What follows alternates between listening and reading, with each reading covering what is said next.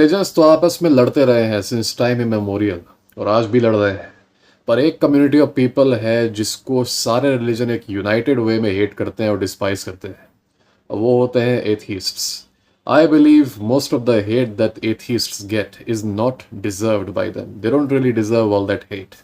तो इसलिए इस वीडियो में I will give my opinions on atheists as a proud Hindu. मैं एथियस्ट खुद नहीं हूँ, but I will try to understand them because I know certain atheist in my own life.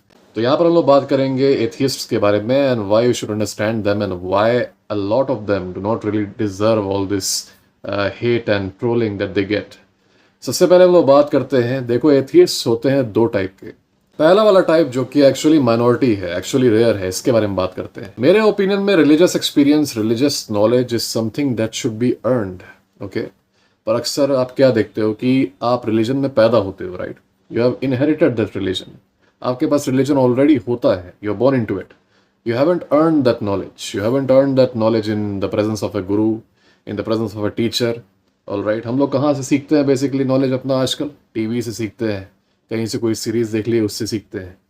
Most men do not even get the time to read scriptures. And most people don't really have a problem with it. They are happy living their life on autopilot. They don't really have any problem. उनको मतलब नहीं कि life में क्या हो रहा है, उनको मतलब नहीं कि उनके रिलीजन का मतलब क्या है, उनको मतलब नहीं कि उनका रिलीजन रियल लाइफ में अप्लाई कैसे हो रहा है, उनको मतलब नहीं कि रियल लाइफ का जो फिनोमिना है या फिर ह्यूमन बिहेवियर है उसको रिलीजन कैसे एक्सप्लेन करता है, या फिर रिलीजन को अप्लाई करके आप रियल लाइफ में कैसे नेविगेट कर सकते हैं। उसको मतलब नहीं है, उसकी बस एक आइडेंटिटी है कि हाँ वो उसके साथ पैदा हो गया, बस अब बाकी वो ऑटो पायलट से जिएगा लाइफ में, स्टिमुलेट होता रहेगा बाहरी मीडिया से और बाकी सारी चीज़ों से, बस। लेकिन बहुत ही कम ऐसे लोग होते हैं जिनके अंदर होती है क्रिटिकल थिंकिंग की एबिलिटी, और वो असल में जागते हुए जीते, एनपीसीज की तरह नहीं जीते। They live while being awake. ऐसे में they are analysing everything, they are questioning everything that they have been told in the world. Alright, blue pill अक्सर हम लोग कई सारी चीज़ें बताता है, तुम उसको क्वेश्चन करते हो तो तुम रेड पिल की तरफ आते हो ना। बाकी जिसको ब्लू पिल की तरफ रहना है वो उसी तरफ रहेगा, वो एनपीसी ही रहेगा जिंदगी का। कुछ लोग होते हैं they like to question everything, they like to analyse everything through their own lens, उस लेंस के थ्रू नहीं जो कि दुनिया ने उन्हें दिया है, जो कि दुनिया ने उन्हें बताया है कि मेरी तरह सोचो, मेरी तरह ही चीज़ों को एनालाइज करो, जो मैं कह रहा हूँ वही सोचो। Alright, they have their own mind, they have their own free will. Free will भी आजकल हम लोग कहते हैं ना, we humans have free will, ये बहुत ही ज़्यादा कह सकते हो अंडर यूटिलाइज्ड क्वालिटी है ह्यूमंस की, free will.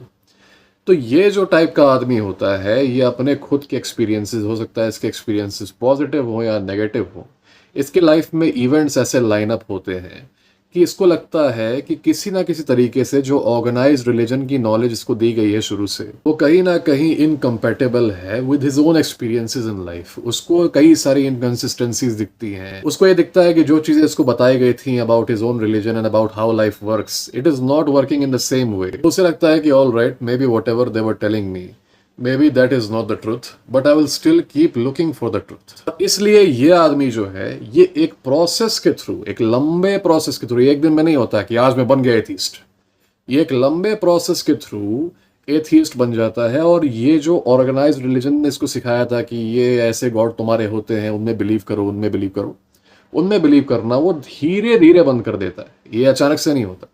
It happens through a process, कभी कभी साल भर लगता है, कभी कभी 2 साल लग जाते हैं। It is a continuous process and he finally becomes what people call an atheist। सबसे इंटरेस्टिंग बात यह है कि कई बार इस आदमी को एथियस्ट शब्द के बारे में पता ही नहीं रहता, कई बार इस आदमी को पता ही नहीं रहता कि मैं एथियस्ट हूँ और मेरी भी अपनी कोई कम्युनिटी है जहाँ पे मेरे जैसे और एथियस्ट हैं, है ना, और साथ में वो सब बैठते हैं और डिस्कशन करते हैं। Many times this is just his personal spiritual experience, he just does not want to believe in whatever the organized religion is telling him। all right, उसको नहीं मतलब है अपने आप को किसी आइडेंटिटी से जोड़ने की, उसको नहीं मतलब है अपने आप को कोई नाम देने की, कोई लेबल देने की ताकि वो स्पेशल फील करे। It is just his personal experience and he keeps it to himself. तुमको पता ही नहीं चलेगा कि इसके अंदर क्या हो रहा है, क्या इसका मेंटल ट्रांजिशन हो रहा है। वो बकवास नहीं करेगा तुम्हारे सामने बैठ के। Alright, for him he is free to follow whatever he wants and you are free to follow whatever you want। Essentially ये आदमी किसकी तरफ जा रहा है? What is he seeking? He is seeking gnosis। Gnosis क्या होता है? It's an ancient Greek word। इसका मतलब होता है experimental knowledge when it comes to spirituality or God or religion। All right, knowing spirituality, knowing the higher power, knowing the gods through your own experiments in life, through your own experiences। और ये gradual process होता है। When you are seeking नोसिस, ये ऐसे नहीं हो जाता कि किसी टीवी सीरियल में देख लिए कुछ, या फिर किसी ने तुम्हें कुछ बता दिया और तुमको अचानक से एक्सपीरियंस ऑफ द डिवाइन हो गया। You go through a process in life, you go through a journey, and then you attain gnosis, you attain spiritual knowledge, you attain the experience of divine through your own experiences, through your own experimental actions. अगर तुमको एक अच्छा example देखना है gnosis का, तो our very own Gautam Buddha is also a good example of gnosis, a very very good example. अब एक एवरेज आदमी उनकी तरह नहीं हो सकता, पर अपने अपने लेवल पे we all try to somehow reach gnosis, alright. कई सारे एथियस्ट्स जिनको कहते हो ना, इस टाइप के जो एथियस्ट होते हैं, ये असल में एथियस्ट नहीं है, ये असल में एग्नोस्टिक्स हैं, alright. They just are not sure whether God exists और whether he does not exist. ये एकदम से डिनाई नहीं करते कि नहीं है ही नहीं, ऑलराइट। इतना असर्टिव वो नहीं हो पाते because the world is so mysterious कि तुम एक क्लियर जजमेंट पास नहीं कर सकते इसके ऊपर कि मतलब ये चीज़ है ही नहीं। You can not pass a clear judgement कि मतलब है ही नहीं ये चीज़, ऑलराइट। एक टाइम था दुनिया में जब लोग सोचते थे कि ये पूरा जो दुनिया अभी तक का डिस्कवर्ड है वही है, और न्यू वर्ल्ड वगैरह जो आज तुम जानते हो, साउथ अमेरिका, नॉर्थ अमेरिका, वो सब एग्जिस्ट ही नहीं करता है। किसी से तुम बोलते कि उस तरफ भी लैंड है, वहाँ पे ये नेटिव अमेरिकन, एस्टेक्स, मायंस वगैरह रहते हैं, हंसते तुम्हारे ऊपर सब, बोलते कि तुम कौन सी दुनिया में जी रहे हो। So the world is a very mysterious place. You cannot explain, you cannot really figure out every single thing about this world. तो ये लोग जो है ये बात ये जानते हैं कि I can not pass clear judgements about the world, कि यही चीज़ ऐसे है वरना ऐसा नहीं हो सकता। So many of them, although you may term them as atheists because they do not believe in your God, लेकिन what they are actually are agnostics. They are unsure whether there is some higher power or not. They are unsure. They are looking for this knowledge. They are looking for gnosis. Right now they don't have the gnosis. That is why they are agnostics. इसीलिए इस आदमी की life में ये so called atheism बस एक phase होता है. For some time he stops believing in whatever the organized religion is telling him. He goes on to a journey of gnosis. कि अब मुझे खुद से देखना है whether all this actually exists in life, क्या लाइफ में सही में कोई हायर पावर है कि नहीं। और जब वो खुद से फिगर आउट कर लेता है, then he comes back to the religion, alright. कभी कभी वो एकदम जिससे उसका ऑर्गेनाइज रिलीजन है वैसे ही वो बन जाता है रिलीजियस, नहीं तो वो अपने पर्सनल तरीके से ही starts believing in a higher power. अपने पर्सनल तरीके से वो अपना बना लेता है कि हाँ, this is my own interpretation of God, but something like God exist in the world, कुछ ऐसा है दुनिया में, alright, which is beyond what the material can explain. And all through this process एक चीज रियलाइज करोगे कि तुमको कभी पता ही नहीं चलेगा कि ये आदमी क्या है, ये आदमी कभी एथीस्ट है कि एग्नोस्टिक है कि रिलीजियस है, क्योंकि ये इस बारे में कभी बात ही नहीं करेगा। ये उसका पूरा टोटली प्योरली पर्सनल एक्सपीरियंस है। He doesn't really care about sharing it to the world, alright. तो ये उसके अंदर खुद से हो रहा है, उसके अंदर ये सारा प्रोसेस हो रहा है, सीक्रेट में हो रहा है, और ये खुद ही इस प्रोसेस से गुजरेगा। या तो अंत में ये एग्नोस्टिक ही रहेगा, या तो अंत में दोबारा रिलीजन की तरफ वापस आ जाएगा, alright.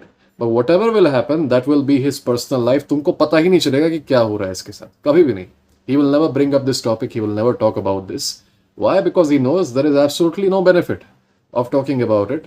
This is my own personal experience. मैं अपनी आंखों से दुनिया को देख रहा हूँ, और मैं अपने इंटरप्रिटेशन के बेसिस पे अपने बिलीव्स बनाऊंगा, alright. And that is why I respect these guys a lot. I respect these guys a lot, क्योंकि इनके अंदर वो फ्री विल है, इनके अंदर वो स्पाइन है कि ये दुनिया को देख के अपने खुद के इंटरप्रिटेशंस बना सकते हैं। ये आंख मूंद करके दूसरों की नहीं सुनते कि जैसे मैं बता रहा हूँ वैसे रहो, जैसे मैं बता रहा हूँ वैसे जियो। ब्लू पिल क्या कहता है कि जैसे हम लोग बता रहे हैं वही रियलिटी है, ऑलराइट। खुद से मत सोचो कभी दुनिया के बारे में। We tell you to be a nice guy, be a nice guy. We tell you to be a very very good boy, be humble, all right? Be humble. Otherwise लोग सोचेंगे कि तुम arrogant हो। The blue pill tells you all this, all right? Blue pill तुमसे कहता है कि strong men should cry, strong men should cry, strong men should show their feelings, essentially making you an easy target.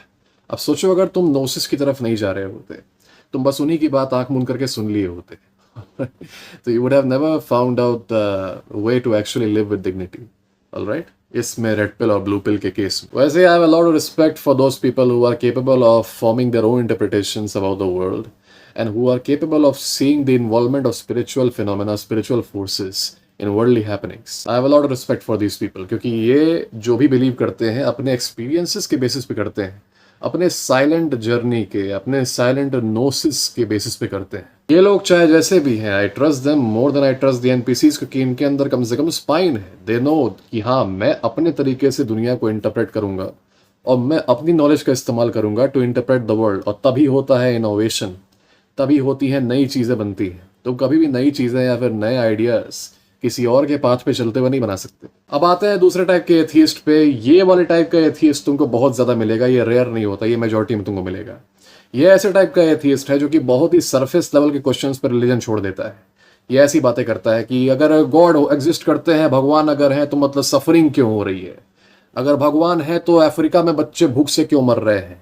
अगर भगवान है तो लड़ाइयाँ क्यों हो रही है? बताइए आप। सब कुछ तो स्वर्ग की तरह होना चाहिए, है ना? क्योंकि फिर उस हिसाब से तो भाई स्वर्ग और धरती में कुछ फर्क ही नहीं होना चाहिए, राइट? तो स्वर्ग को भी यहीं उठा के ले आओ, है ना? तो अगर गॉड है तो भाई लोग मर क्यों रहे हैं? बताइए। गॉड अगर है तो लोग भूखे क्यों मर रहे हैं? ठीक है, तो ये बड़ा ही सरफेस लेवल और आर्ग्यूमेंट होता है। कुछ का तो ये आर्ग्यूमेंट होता है कि भाई गॉड हमको दिखते नहीं तो कहाँ से हो सकते हैं?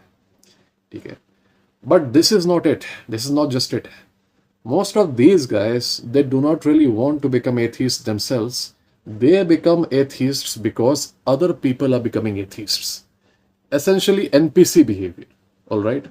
ये एथियस्ट बनते हैं क्योंकि दूसरे लोग एथियस्ट बन रहे हैं, दूसरे लोगों को ये इंटरनेट पे देख रहे हैं कि हाँ, आई एम एन एथियस्ट, और गॉड ये और गॉड वो और रिलीजन ये रिलीजन वो। So these people, in order to feel special, in order to be the part of a community, all right, they become an atheist. इनके लिए atheism एक आइडेंटिटी है, एक प्रोसेस नहीं है, या फिर एक पार्ट ऑफ लाइफ नहीं है। इनके लिए एथियज्म इनकी पूरी लाइफ है, पूरा का पूरा लाइफ है इनका, इनकी पूरी की पूरी आइडेंटिटी है। They have put this label on themselves. जैसे कई सारे जिम जाने वाले लड़के होते हैं, वो अपने ऊपर जिम ब्रो का लेबल लगा देते हैं कि जिम जिम बॉय। उनके इंस्टाग्राम में देखोगे तुमको दिखेगा जिम बॉय। ठीक है, उस बंदे को ये नहीं पता कि जिम उसकी लाइफ का बस एक हिस्सा है। It is not his entire identity. He has a lot of other things to do in life, he has a lot of other things to pursue. लेकिन वो क्या करता है, वो सिर्फ एक आइडेंटिटी में, एक लेवल में अपने आप को लिमिट कर देता है। मैंने एक लड़के के बारे में वीडियो बनाई थी, उसने अपने बायो में लिखा था रेड पिल्ड। ऑलराइट, उसने रेड पिल को अपनी पूरी आइडेंटिटी बना दी। As a man, if you are limiting yourself to one identity, it shows herd behaviour, कि तुमको अपने ऊपर कोई लेबल लगा के अपने आप को किसी मास मूवमेंट में, किसी मास हाई माइंड में डाल देना है। इस टाइप के एथियस्ट के लिए इनका एथियज्म इनकी आइडेंटिटी होती है। इनके ऊपर एक बहुत ही क्लियर लेबल होता है कि आई एम एन एथियस्ट। ऑलराइट, और एक और काफी रेकनिंग चीज पाओगे इनके अंदर कि almost all of them, with the exception of maybe a few, are leftists. Almost all of them are leftists. Almost all of them are male feminists. ठीक है, और essentially ये atheist भी नहीं है, ये है leftist, ये है marxist, and as a consequence of being a marxist, they are atheists. Marxism का तो एक काफी important part है atheism. All right, जो कम्युनिस्ट कंट्रीज होती थी उनका स्टेट रिलीजन क्या होता था? उनका स्टेट रिलीजन होता था स्टेट एथियज्म। तुम ये पैटर्न देखोगे इन लोगों में कि they are atheist, right, that's okay, but at the same time they also happen to be hardcore leftists, they also happen to be hardcore male feminists. इनके अंदर तुमको सिर्फ लेफ्टिस्ट विचारधारा दिखेगी, राइट विंग विचारधारा नहीं दिखेगी, कंजर्वेटिज्म नहीं दिखेगा, लिबरलिज्म दिखेगा सिर्फ। एक और सबसे जरा आइडेंटिफाइंग फीचर ये है कि they will never shut up about being an atheist, they will never shut up about it. इनके साथ तुम 5 मिनट अगर बैठोगे तो ये तुमको 5 मिनट बता देंगे जरूर कि मैं एथियस्ट हूँ। ऑलराइट, ये अपनी आइडेंटिटी से बहुत ज़्यादा जुड़े रहते हैं। एक होता है ना आइडेंटिटी पॉलिटिक्स, आजकल काफ़ी पॉपुलर है, तो they are always very very very much connected to their identity, और ये तुमको बता जरूर देंगे कि मैं एथियस्ट हूँ। Actually as an atheist I think this, actually as an atheist I think that. They will tell you that they are an atheist. ये तो तुमको बताएंगे। They cannot keep it to themselves. ये possible नहीं है because they are very very much connected to that identity. और वो identity इनको value प्रदान करती है। They feel that they are special because they are atheists. They feel that कि मैं देखो कितना special हूँ, मैं atheist हूँ। ये सारे dumb religious people, all right? They feel some sort of superiority, a feeling of superiority that look, I have this label on myself. So they will never shut up about it. दूसरी चीज इनके अंदर देखोगे कि पहला वाला जो atheist था जिसके बारे में मैंने बात की, वो अपने आप में बस रखता था इस चीज को, अपने पूरे प्रोसेस को। He was looking for gnosis, as I said. He kept it to himself. This type of atheist, ये क्या करेगा, ये जैसे ही एथियस्ट बनेगा, जैसे ही मतलब ये लेफ्टिस्ट बनेगा, एथियज्म तो उसका कॉन्सिक्वेंस है, ये जैसे ही लेफ्टिस्ट बनेगा, ये क्या करेगा, सबसे हार्मलेस जो रिलीजन होगा उस देश में जहां पे वो रह रहा है, उसके ऊपर लगेगा उसका मजाक उड़ाने, उसको लगेगा टारगेट करने में। अब इस टाइप के एथियस्ट जो भारत में है, वो कौन से रिलीजन का मजाक उड़ा रहे होंगे, कौन से रिलीजन को टारगेट कर रहे होंगे, मेरे ख्याल से ये सब तो तुम बता ही सकते हो, यू गाइस अंडरस्टैंड। तो इनके लाइफ का मिशन बन जाता है कि मैं एथीस्ट बन गया तो अब मैं क्रूसेड पे जाऊंगा पूरे के पूरे रिलीजन के खिलाफ, ऑलराइट। और वो रिलीजन मतलब जो कि सबसे हार्मलेस हो उनके देश में, जिस भी देश में है, तो सबसे हार्मलेस जो रिलीजन होगा उसको पिक करेंगे, इजी टारगेट। तो मैं उसके खिलाफ जाऊंगा, मैं पूरा उस पर फ्रंटल अटैक करूंगा कि देखो ये तो साइंस इसको एक्सप्लेन नहीं कर सकता, वो चीज देखो रिलीजन कर रहा है, वो साइंस एक्सप्लेन नहीं कर सकता है। तो वो क्या करते हैं, they go on a frontal assault against religion itself, alright, the harmless religion of their country, उसके खिलाफ जाते हैं। और ऐसा क्यों होता है, क्योंकि they are very very connected to their identity, as I earlier said, they are connected to that identity. इनसे पूछोगे कि तुम क्या हो, तुम अपने बारे में कुछ बताओ, तो पहले कह देगा मैं एथीस्ट हूँ, ठीक है। तो क्योंकि वो अपने आइडेंटिटी से इतना ज़्यादा कनेक्टेड है, तो अब वो एक हाई माइंड का काम करेगा।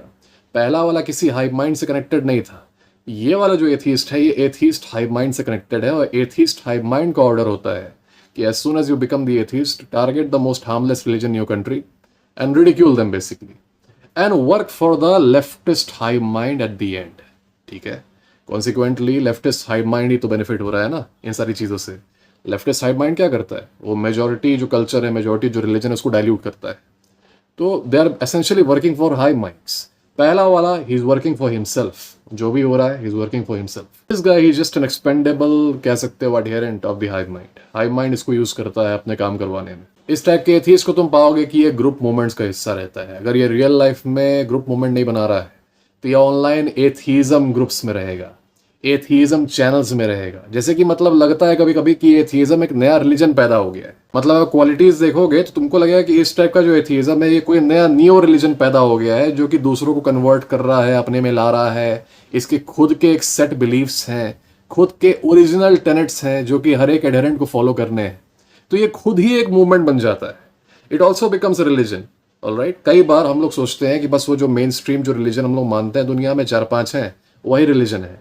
any movement can become a de facto religion if it is following the same, कह सकते हो, modus operandi of your mainstream religions. Feminism भी एक रिलीजन की तरह काम करता है, मार्क्सिज्म इन जनरल एक रिलीजन की तरह काम करता है, ठीक है।